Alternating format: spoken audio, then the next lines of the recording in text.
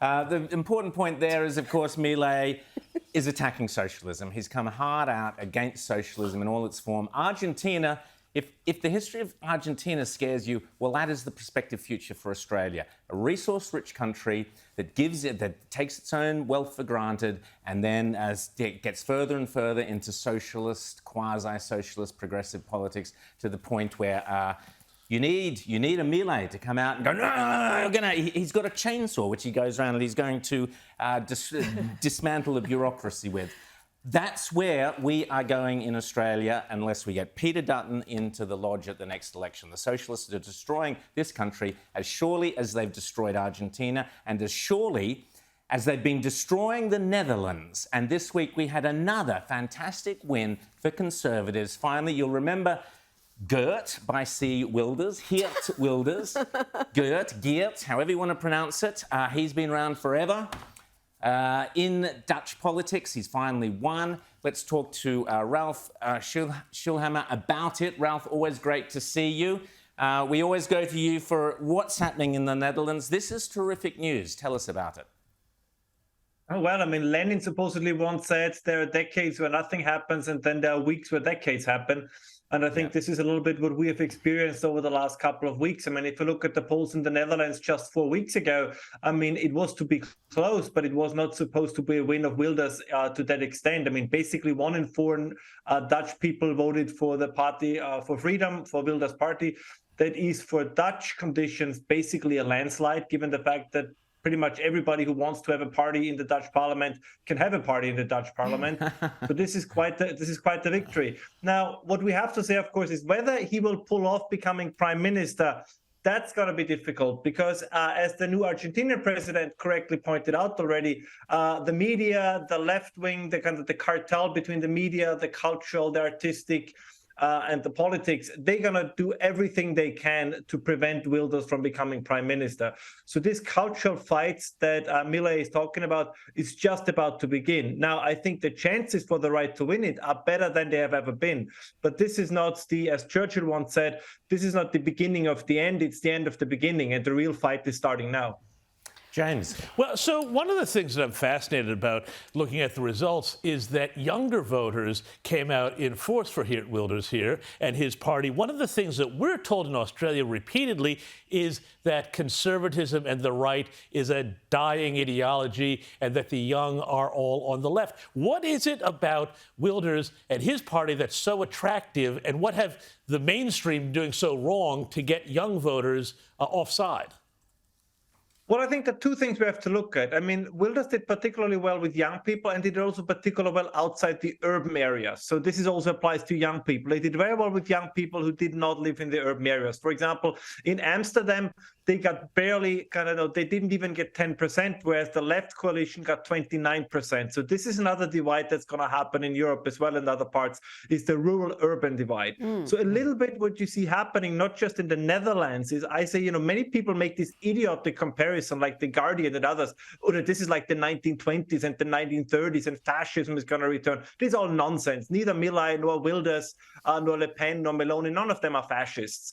It's more like the 1840s. You have a situation in Europe that is in many ways pre-revolutionary, but the difference to what happened about 150 years ago is back then, right, you had the urban centers kind of spreading out the ideology into the rural areas. I think what we are now seeing, it's the other way around. That kind of the conservative rural areas are starting to trickle into the urban centers. And I think this is going to be very interesting.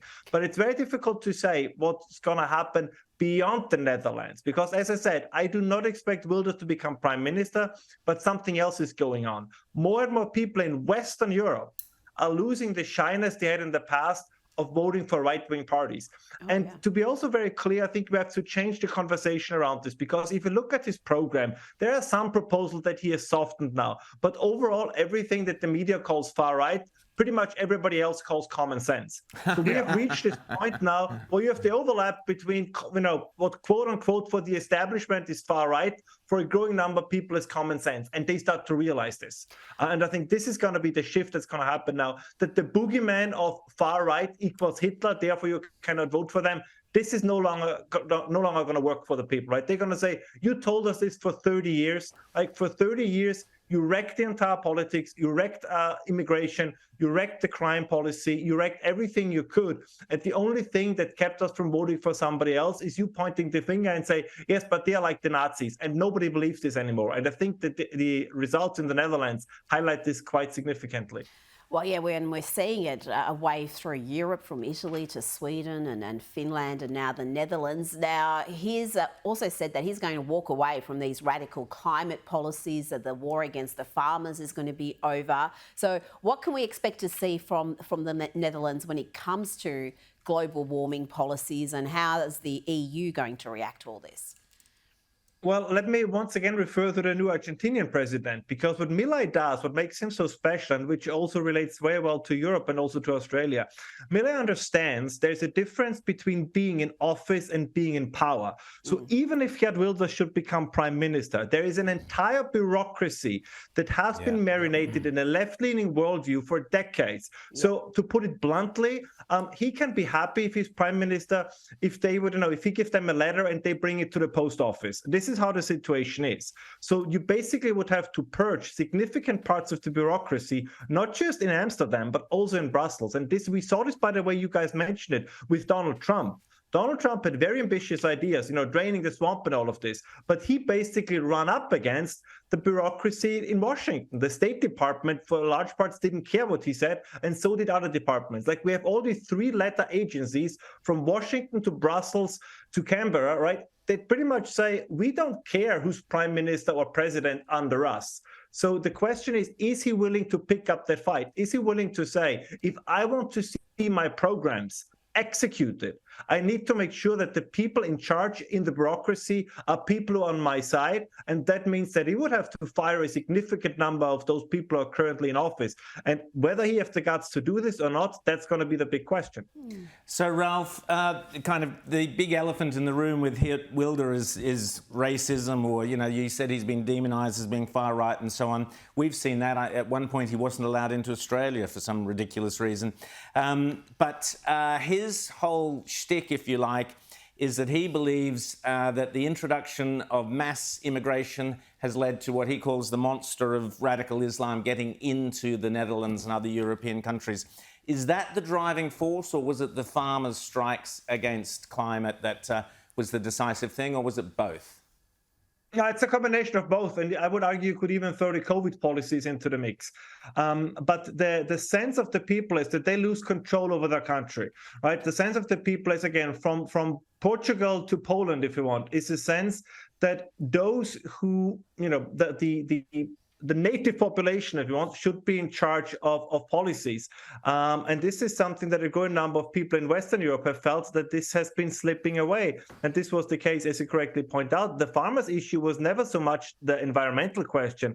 It was the ruthlessness with which both the Brussels and the Amsterdam bureaucracy was basically running roughshod over the most successful farming industry in the world.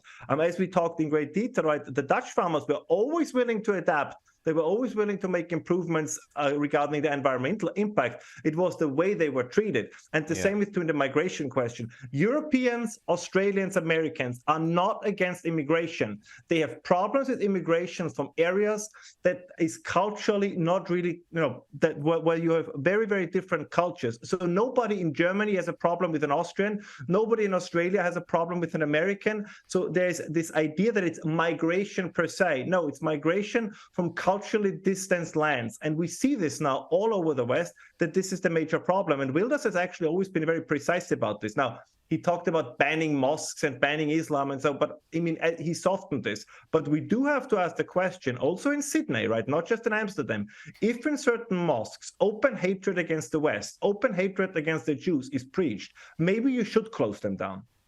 There you go. Ralph Schoellhammer, always great to chat to you, and extraordinary news there out of the Netherlands, and we'll chat to you again soon.